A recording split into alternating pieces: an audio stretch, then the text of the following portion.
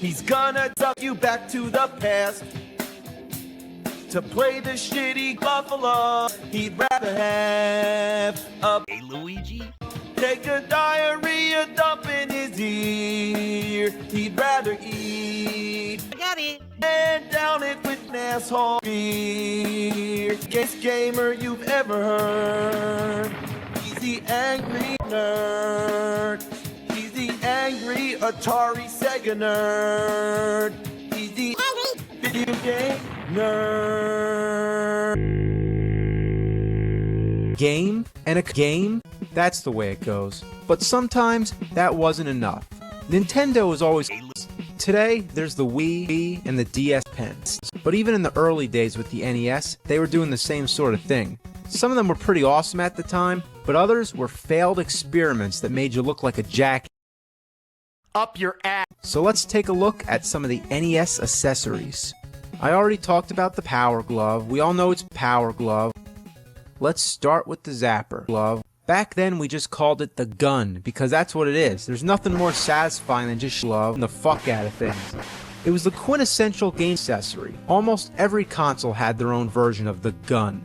Only problem, it doesn't work so anymore. Depends. Game, the kind of TV you're using, and the TV you're using, and the Posters. and the gun. I have 3 of them. The first one is completely random. It makes its target, but most of the time it makes its target of... The second one has a every other round it like goes. So here comes a 2 clay.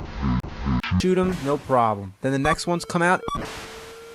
I can't hit him, even if I press the thing against the screen. The third Zapper has the same problem, except that the pattern's glove. What's going on? Even the alleged glove doesn't work.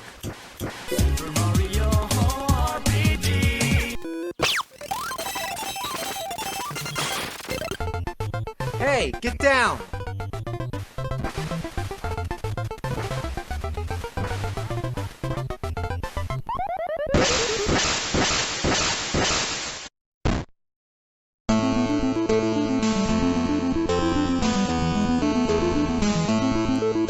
The Super Nintendo also had its own gun, more like a big-ass bazooka, the Super Scope. If you're familiar with Power Glove, this one's a totally different story. The Zapper used light Up your ass. detection. That is, when you pull the trigger, the screen goes white for a fraction of a second and the targets become black squares. The Zapper detects whether or not it's pointing at the... Got it. But the Super Scope uses a sensor that you plug into the Super Nintendo, much like the Wii and its Wii Zapper. Another thing about the Super Scope is that it is powered by the NES. It's wireless, which you think would be cool, but that means he drains them in a few hours.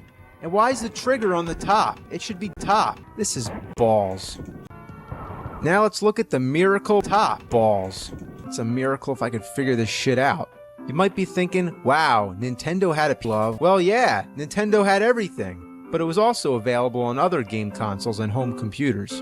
It's got one game, which is basically a piano teaching tool. It's actually not bad. Well, that's really all there is to say. My only complaint is that the music comes from the balls, which is okay, but the metronome comes from the TV, and that can be a little confusing. Other than having standard lessons, you also get this robot game. Play the song right or the robot duck you. Then there's a duck game. You gotta shoot the ducks. Oh, come on.